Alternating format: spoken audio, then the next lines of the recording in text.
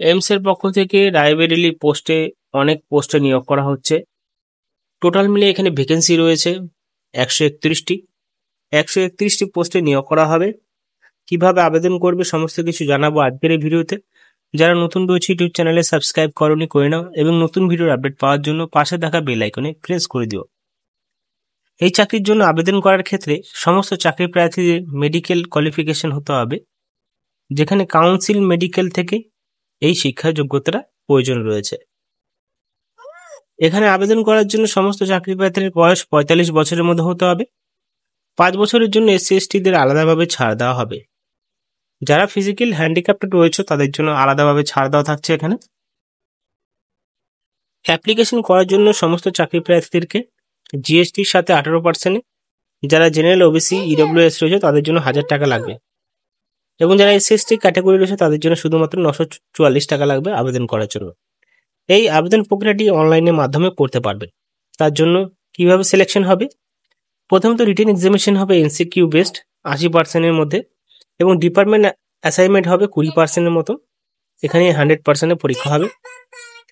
তারপর হবে document verification. যিনি উত্তীর্ণ হবে অর্থাৎ সিলেকশন হবে এই চাকরির জন্য তাদের থেকে নেওয়া হবে ডকুমেন্ট। কি কি ডকুমেন্ট নেওয়া হবে?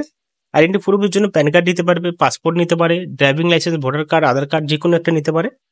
অ্যাড্রেস প্রুফের জন্য এতগুলোর মধ্যে যে কোনো একটা নিতে পারে এবং বার্থ সার্টিফিকেটের জন্য মাধ্যমিক সার্টিফিকেট দিতে পারো বা বার্থ সার্টিফিকেট দিতে পারে। SC/ST OBCর জন্য সমস্ত চাকরি প্রার্থীর জন্য যাদের কাস্ট যেরকম রয়েছে সেই কাস্টের সার্টিফিকেট দিতে হবে।